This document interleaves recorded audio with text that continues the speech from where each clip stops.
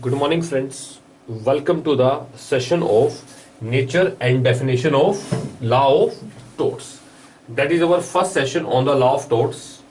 It's a very important session for the students who are going for Judicial Services Examination, NET, as well as CLAT, LLB and LLM students. You may contact us at my WhatsApp number 09215514435. For any query, you may send email to us legalbuddy@gmail.com.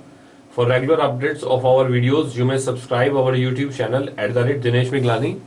Our website is www.legalpoint.in. I expect from you to share our videos on your Facebook wall as well as with your friends so that they will also be benefited by this. Let us start with this session. Before starting the session, first of all, I just want to give you a brief introduction what we are going to understand in this session. In this session, first of all, we try to understand what you mean by the tort, what is the meaning of the term tort, right? The definition given by different authors that we try to analyze. Next, we try to understand the difference of torts with the various terms like law of crime as well as breach of trust and breach of contract. What is the difference between the tort and breach of trust, right? Similarly, we may also try to understand here what are the various remedies are available in torts. Means in the law of torts, what are the different remedies are available. In the remedies, the most important remedies is the damages, or we can talk about the compensation. So we try to discuss about the different types of damages, right? Under what category, what type of damages are available as a part of compensation.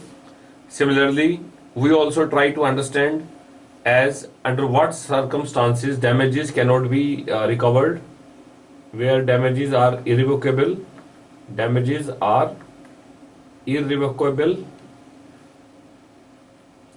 Similarly, under law of torts, we also try to understand what are the disabilities to sue, disability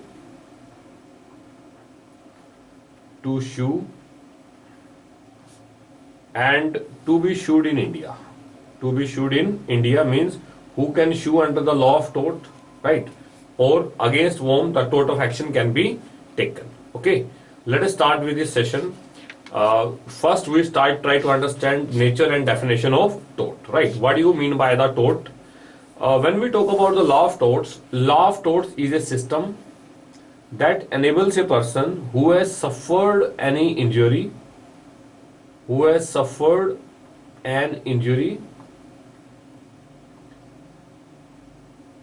by the other person, by the acts of the other person, right? And because of that act, he may claim damages. Right? So here, one thing is clear to us that in the law of tort, there must be some injury, right? And because of that injury, some harm must be there, right? And suffering of that harm may lead to claiming of the damages, right? So law of tort is basically a branch of the civil law. It's basically a branch of the civil law in which compensation is the most important tool, or we can say most important remedy, right? Unlike the other laws, law of tort is not codified. Law of tort is not codified. Law of tort in India is based on the English common law, which is the product of the judicial decisions, right? As we know that in England, law of tort is based on the English common law, right? As we know that in England, most of the law of tort is a part of the judicial decision, right? Then in India also, some part of the law of tort have been codified. Most of the principle that have been established by the England has been followed in India, right? In India, some part of the law of tort have been codified in the recent time period, that is Workmen Compensation Act as well as the Employer Liability Act. These are the laws that are also considered as a law of tort, right? In India, the law, there is a very little litigation about the law of torts, right? As compared to England, The reason behind it that because in India there is lack of consciousness about the rights of the people, lack of consciousness about right of people. That law of tort branch is not so much established in India, right? The problem of recognition of the action by the courts as well as the spirit of toleration in India, right? Avoiding of very low damages. So all that have led to a little tort litigation in India, right? So that is something about the introduction to the definition. Now I try to understand what do you mean by the term tort. There is no precise definition, or we can say no scientific definition of the tort is given. When we consider the meaning of the word tort, tort is basically a French word which has been taken from the Latin word tortium, right? It's a French word and has been derived from the Latin word tortium, which simply means to twist, right? Thus, what do you mean by the tort? Tort is simply a conduct which is not lawful. But rather it is twisted, right? And with that, some sufferance is there, some harm is there, right? It is equivalent to the English word wrong. The tort in English, the actual meaning of the word tort in English is said to be wrong. Okay, so what we can say that the tort is a violation of a right of a person or breach of duty by one person towards the other. Means if a person right is violated, right, means a person right is violated, or we can say there is a violation of the breach of a duty by one person towards the other. In that case, that action is under a law of torts. Okay. Various authors has given the different definition of the law of torts. Let us start with the first definition given by the Salmond. Salmond has stated that law of torts is a civil wrong for which remedy in common law action for unliquidated damages, and which is not exclusively the breach of contract or breach of trust or other merely equitably obligation. Okay, so from the definition of the Salmond, what we can infer? First thing we can say law of torts is a civil wrong. Second thing is that the remedy that is available for unliquidated damages. When we talk about this term unliquidated damages, that simply means where quantum of the damages have not been fixed, right? Means that depends on the case to case about the damages. Okay, so what we can say from the definition of the Salmond, law of torts is a civil wrong for which unliquidated damages is available, right? Similarly, the definition given by the Fraser talks about that it is an infringement of the right in rem of a private individual giving right of compensation at the suit of the injured party, right? It provides a right to the person who has been injured, right? And the right of the person, that is, he has a right to compensation. Okay, so what we can say here that with the definition of Salmond and Fraser, the first thing is clear to us that law of tort is a civil in nature, right? No criminal action is taken under the law of torts. The most important remedy under law of torts is that is the right to compensation, right? Similarly, one definition has been given by the Winfield. He stated that tortious liability arises from the breach of duty primarily fixed by the law. Means in every country, every law has fixed some breach of a duty of every citizen towards the other. This duty is towards person generally, and its breach is redressable by the action for unliquidated damages, right? It means that the definition given by the Winfield is that in every country there has been fixed a duty, right? If a person has breached that duty, right, in that case that breach is redressable by some damages. Okay, similarly, one definition has been given by the Lord Dennings. The province of the torts is to be allocated the responsibility for the injurious conduct, right? Primarily, after understanding of all the definition given by the Salmond, Winfield, Fraser and Lord Dennings, one thing is clear to us that law of torts is a civil wrong in which there exists a duty, right? And by the acts of a person, if an injury is caused or an harm is caused, and that harm can be redressable with the help of the compensation, right? That is covered under the law of torts. Okay, so what we can say that law of torts is a civil wrong. Civil wrong is other than a mere breach of contract or breach of trust. and that wrong that has been caused, that can be repressible by an action for unliquidated damages. तो general sense में हम क्या कह सकते हैं, law of टोर्ट्स के अंदर वो सभी सिविल एक्शन, सभी सिविल रॉन्ग काउंट होंगे जिसके अंदर अगर किसी को कुछ हार्म किया जाए और उस हार्म के बदले अगर वो पर्सन कुछ डैमेजेस क्लेम करता है सो दैट वो अपने आप को पुरानी पोजीशन पर ले आएगा, तो ये सभी जो आपके केसेस होंगे ये कहां कवर होंगे, all these are cases are covered in law of torts. The reason behind that in India this stream has not got so much impetus, the reason behind is because of the lack of education, lack of unconsciousness, as well as here we have the spirit of tolerance. Now what are the interests protected under the law of torts? The next thing is that what are the interests protected under the law of torts means if that interests are injured or that interests are harmed, in that case the law of torts can be initiated. First one is personal and proprietary interest. Okay. Second one is right to reputation, that includes both libel and slander. Right. When we talk about the libel, it is libel and slander. When we talk about the libel, it is something that goes for a long time. That would be in the format of a picture or by publishing an article, by publishing a news. And on the other hand, when we consider the term slander, slander is for a short time period by mere a gossip or by that could be heard by an ear, right? That is a reputation. Okay, next we have interest in the economic associations, interest in family relations, interference with the judicial process, malicious prosecution, and next we have the miscellaneous interest, means all these interests are under the scope of the law of torts.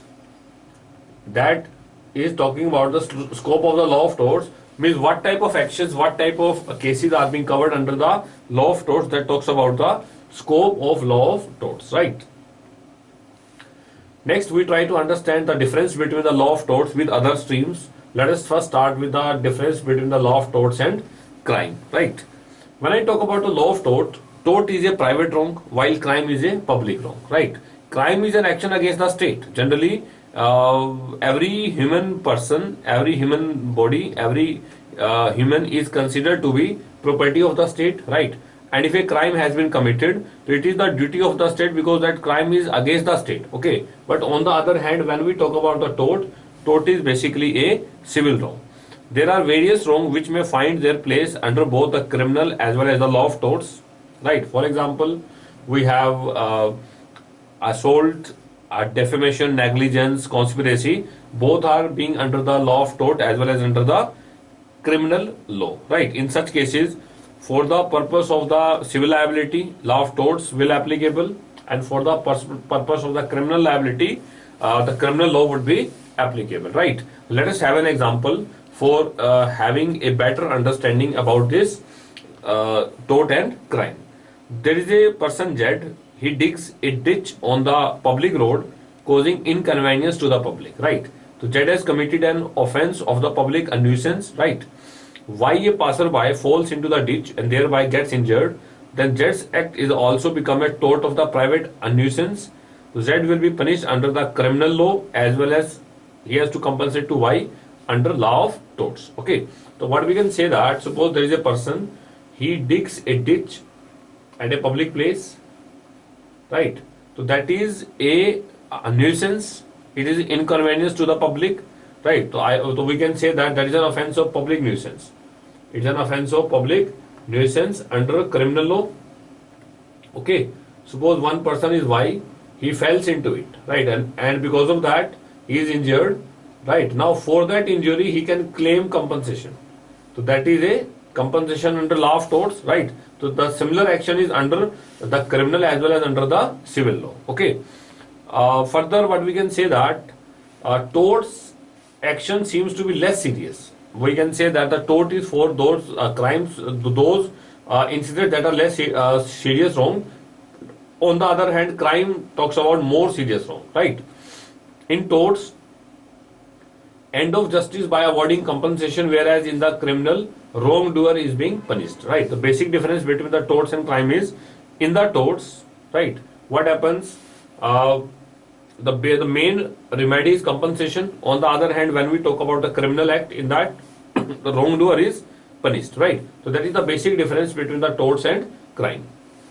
Next, we have the difference between the tort and breach of contract or breach of trust, right? We know that every tort is a civil wrong, right? But every civil wrong is not a tort. It have to be found that a civil wrong is a tort and not of breach of contract or breach of trust, right? Section 2M of the Limitation Act 1963 provides that gives the definition of tort. Tort means a civil wrong which is not exclusively a breach of contract or breach of trust. It talks about that tort is a civil wrong.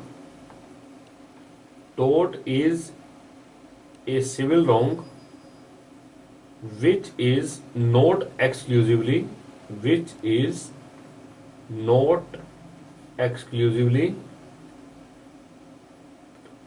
a breach of contract.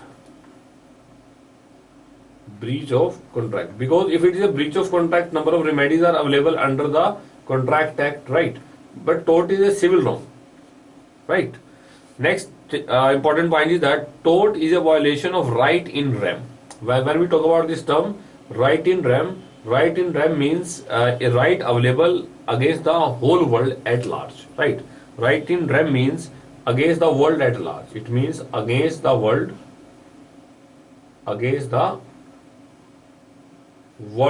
at large, right?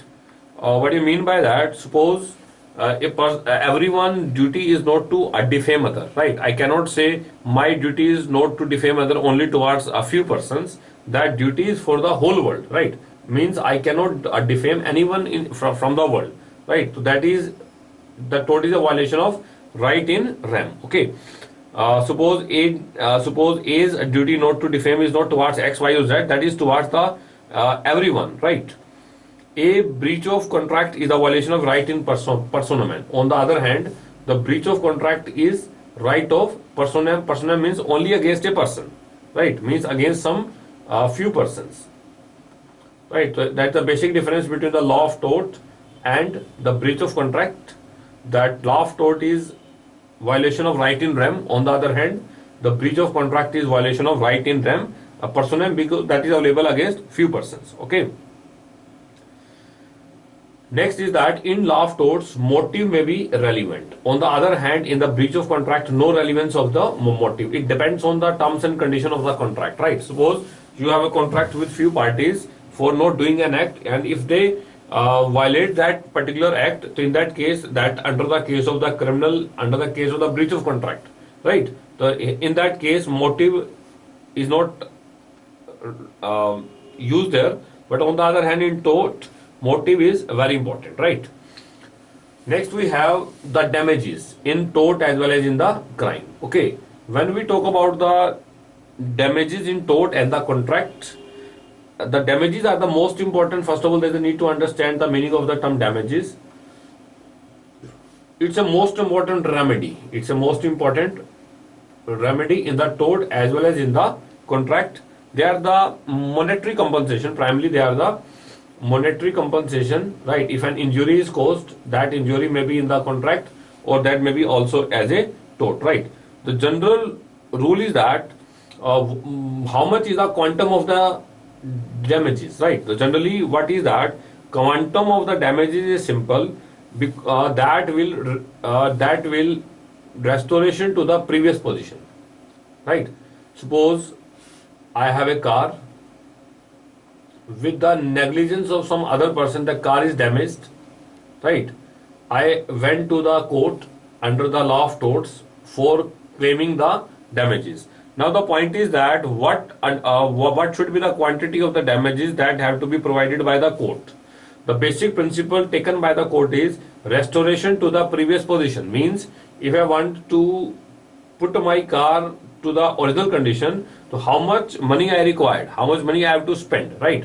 So that is said to be restoration to the previous position. That is taken as a Latin term restitutio in integram, right? That means that restoration to the previous position, right? So that is the most important thing that we have to that have to be taken care of by the court while giving damages under the law of torts.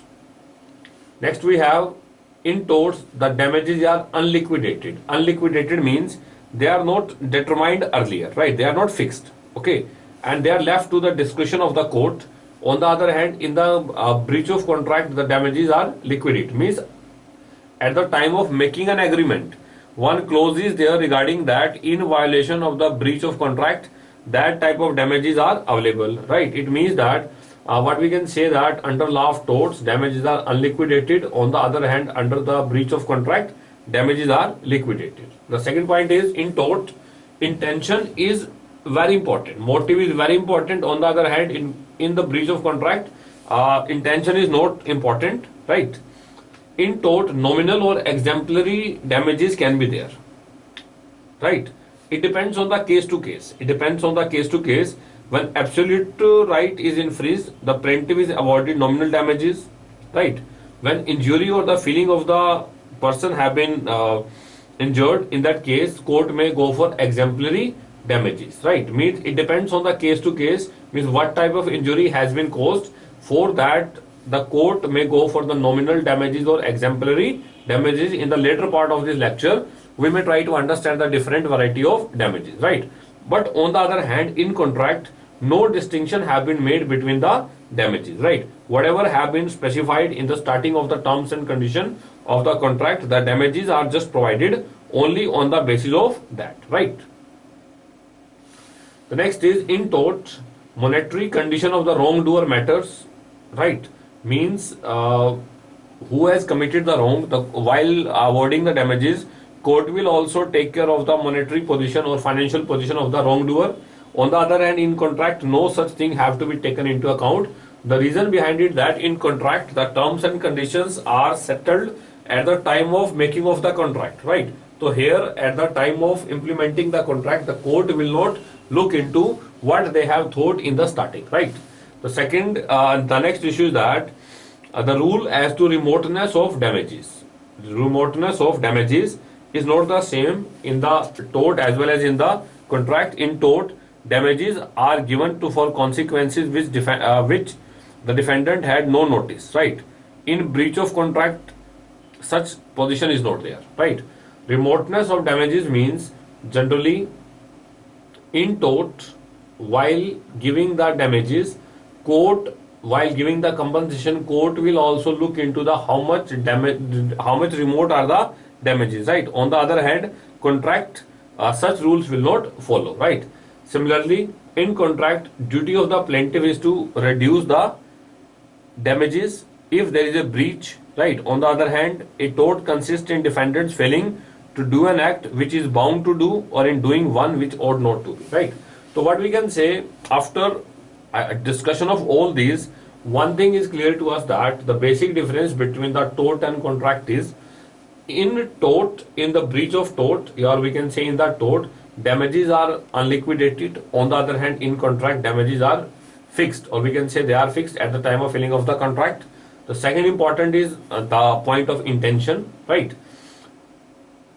And the most important point here is the monetary condition of the persons does not matter. They have to be taken to be account in the torts. On the other hand, in contract, such type of things are not to be taken, right? So that is the difference between the tort as well as in the breach of contract. Next, we have the remedies in the torts, right? So first we just understood what you mean by the tort and the difference between the tort and crime as well as tort and contract. Now we try to understand what are the different remedies available in case of torts, right? In torts, primarily we divide the remedies in two parts. First one is the judicial remedies, right? The judicial remedies are those that could be implemented by the process of law, right? By the courts. First one is awarding of damages. The first important one is awarding of damages, right? Means we can say awarding of compensation. Second is granting of injunction. Granting of injunction means to stop someone, right? Or we can say to take it previously. Next we have restitution of property, means to give the property back, or we can say to make the property in the earlier condition, right? So these three remedies are available as a part of judicial remedy, right? And the next we have extrajudicial remedies. By the term extrajudicial remedy means are those which are available to a party in certain cases of tort by the own acts, right? Means they have to be used by the person whose right have been suffered, like expulsion of the trespasser. Means if a person has trespassed in my property, with the there is also a remedy available in the court to expel that person from my property, abatement of the nuisance, right? Or we can say re-entry on the land. So all these are the extrajudicial remedies which are available to a party in certain cases of torts. Okay. The next is, let us try to understand the different kinds of damages here, because here the most important point is what type of compensation are available, what type of damages are available. Primarily, we divide the damages into four categories, right? First one is contemptuous damages. First one is contemptuous damages. What do you mean by that? Such damages are awarded when it is considered that an action should never have been brought. Right? Means the action is not expected to be there. Okay. The amount in such damages is very small because court forms a very low opinion of the plaintiff claim. Right? For example, the reason of defendant's battery against the plaintiff is found to be some offensive remark by the plaintiff. Right? Means plaintiff has given some offensive remark, and because of that offensive remark, force have been used by the defendant. So in that case, amount to be given is very low, is very small. These type of damages are basically named as contemptuous damages, right? Second one, we have the nominal damages. When we talk about the term nominal damages, by the term nominal damages means where plaintiff legal right have been infringed, but he has not suffered any injury, right? Means legal right of the plaintiff has been infringed, right? But no sufferance of a no injury, or we can say no harm to the plaintiff, right? It depends on the term injuria sine daemon. Injuria sine daemon means that where legal right have been suffered but no injury is there, right? In that case, law awards such a very nominal damages in that case. For example, infringement of the absolute rights of personal security like assault. In that cases, the nominal damages are being awarded. Next, we have ordinary damages. When we talk about this term ordinary damages, they are the substantial or compensatory damages as per to the loss suffered, right? They are generally awarded when it is necessary to compensate the person fairly for that injury that he has sustained or he has suffered, right? Here, the compensation is given to the plaintiff rather than to punish the wrongdoer, because why the compensation have to be given? The reason behind it that if the plaintiff has got that money, with that he can put himself to the earlier position in which he was, right? For that, the compensation have to be given. So that is an example of the ordinary damages, right? When the plaintiff injury is aggravated by the conduct and motive of the defendants, in that case, ordinary damages or substantial damages are being given to the plaintiff, right? Next type of damages that we have, they are said to be basically exemplary damages, right? What do you mean by the term exemplary damages? They have been generally given to prevent for the similar behavior in future, right? They are basically named as the punitive or vindictive damages, right? So these are the terms that we use in place of exemplary or punitive or vindictive damages, right? They are not compensatory in nature, right? They are rather by the way of punishment to the defendant. Such damages are awarded where the wrong or injury is of grievous in nature, right? And is accompanied by the intention to injure or abuse. For example, in case of defamation, although the loss suffered by the person is less, right?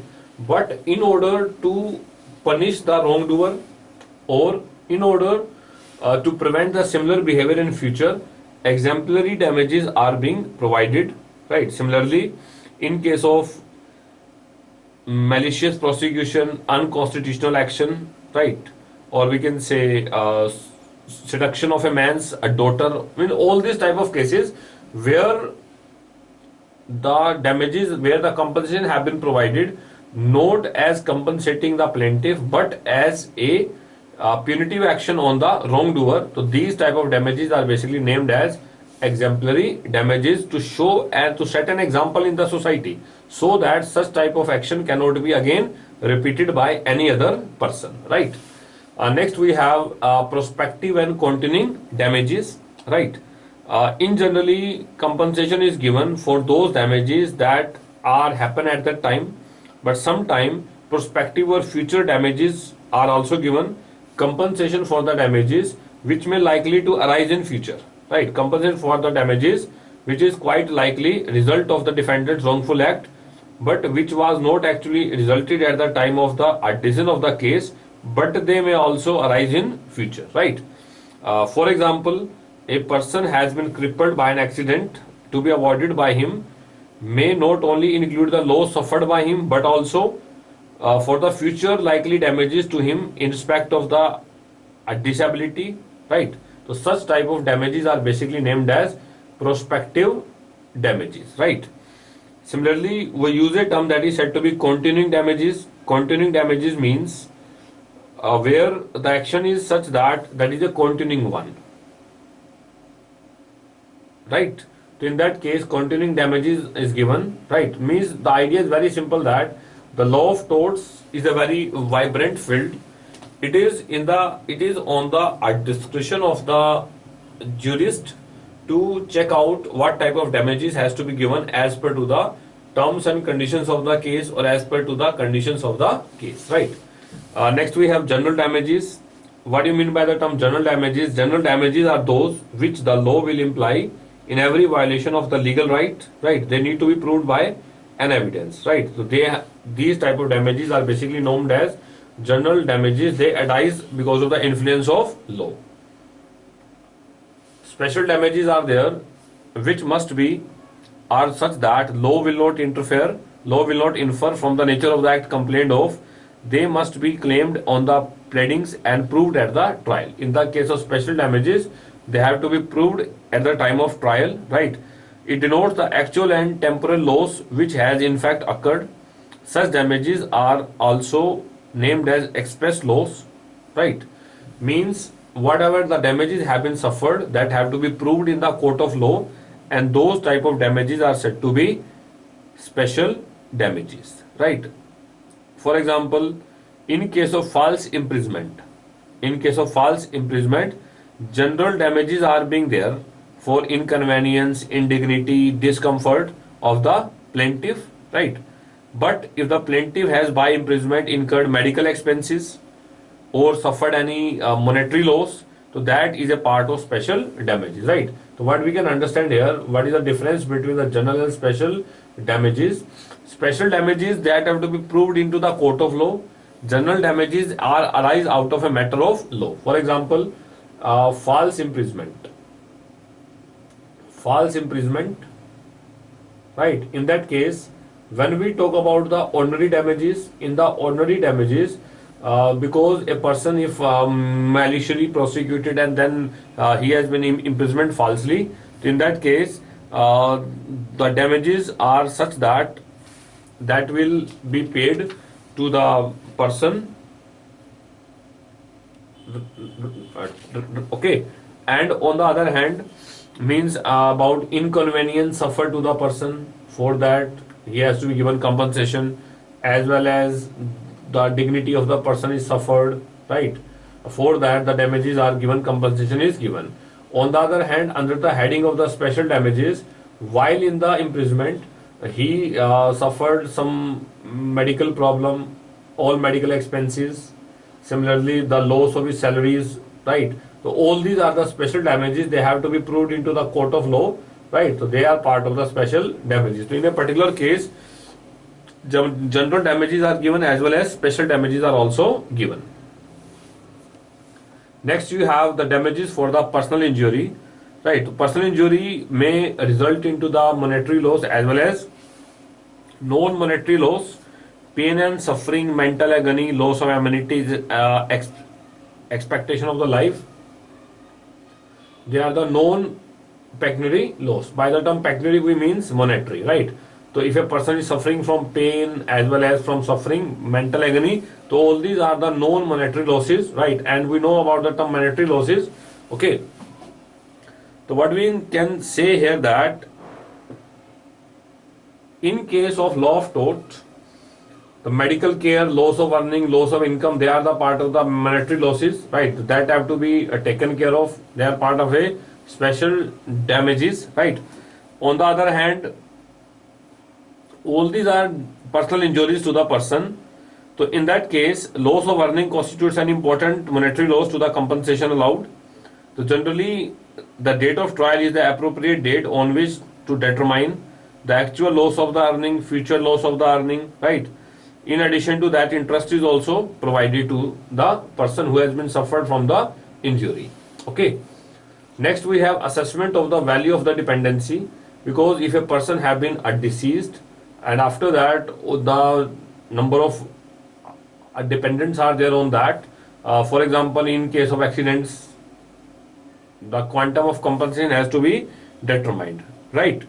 So for that, we have two particular theories. First one is interest theory, that talks about that dependent may be paid such a lump sum amount so that the interest would be equivalent to the loss suffered by them, right? In other words, it has to be seen as how much interest a person will bring if invested into the fixed deposit. So that is one theory at the time of giving the compensation.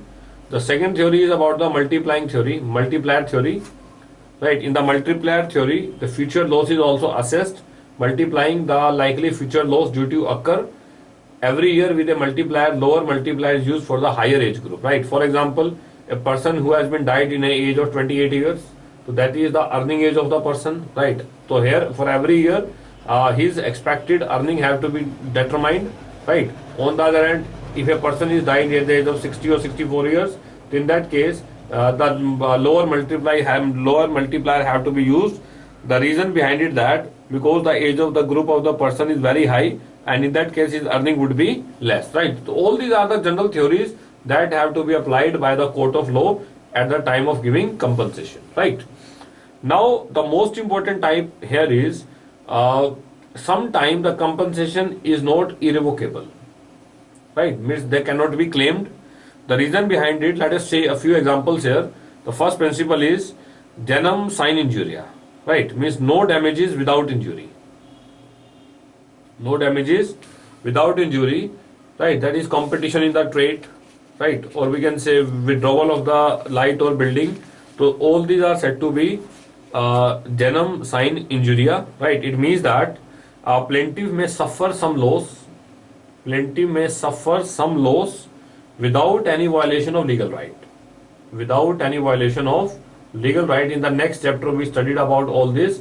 Without any violation of legal right. It means no legal right has been infringed, but plaintiff have suffered from some injury, right? For example, in case of competition in the trade, right? Although no legal right has been infringed, but because of the competition, the plaintiff have suffered, right? In that case, the compensation cannot be claimed. Similarly, where defendant not liable to plaintiff for not owing a duty towards the plaintiff, right? Where the person does not have a duty towards the plaintiff, in that case, no damages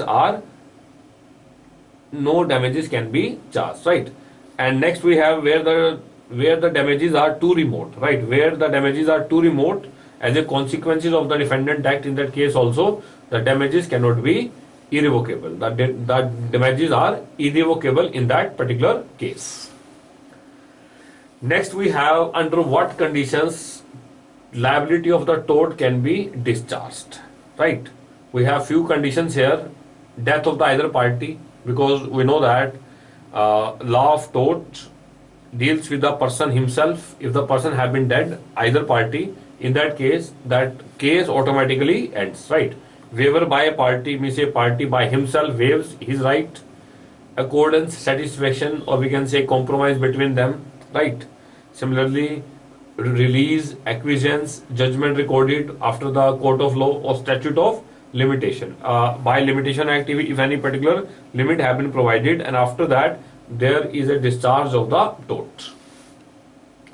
Next we have waiver of the tort, means under what circumstances the injured party has a choice not to bring an action for damages in the tort, but the suing of the wrongdoer in quasi contract to recover the value, right? So that is said to be waiver of the tort. When the plaintiff elects to sue in quasi contract instead of tort, he is said to be waive the tort, right? Means he does not bring an action in the court of law, he waives his right, right? So that is said to be waiver of the tort. Next we have a disability to sue and to be sued in India. Means the persons who cannot sue. First of all, we are trying to understand who cannot be the plaintiff, right? Ordinary, all persons are entitled to sue in the law of tort, but there are certain exceptions to that rule. Bankrupt person cannot sue. Corporations, child in the womb, right? Bankrupt for the personal wrong. All these persons cannot sue in the law of torts. A convict in India, unlike England, may sue, right? A bankrupt may sue for personal wrongs. In India, unlike England, action in tort by one spouse against the other is maintainable. A corporation can sue for libel affecting its property or business. An infant can sue for a tort, right? Means there are a few persons, those who cannot sue. Bankrupt persons, corporation cannot sue, child in the womb also cannot sue, right? A bankrupt person can also sue only for the personal wrongs to him, right? Similarly, in India, spouse can also sue against other. His spouse is also maintainable, right? Who cannot be sued? The person who cannot sue in the law of torts. There are certain classes of person who cannot be sued. Foreign sovereign persons cannot be sued, right? Abandoned public officials as well as the state cannot sue.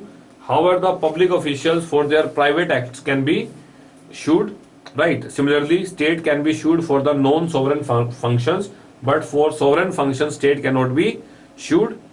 A lunatic or drunkard person can be made liable in India. A married woman may sue to be sued alone. In India, an husband is not liable for the torts to his wife, right? So these are some categories of persons that may be sued or may not be sued in India. So this is end to our first session of torts, that is nature and definition of torts. I hope you enjoyed the session. Thank you very much. You may send your feedback to me at my email ID legalbuddy@gmail.com or my WhatsApp number 09215514435. Thank you very much.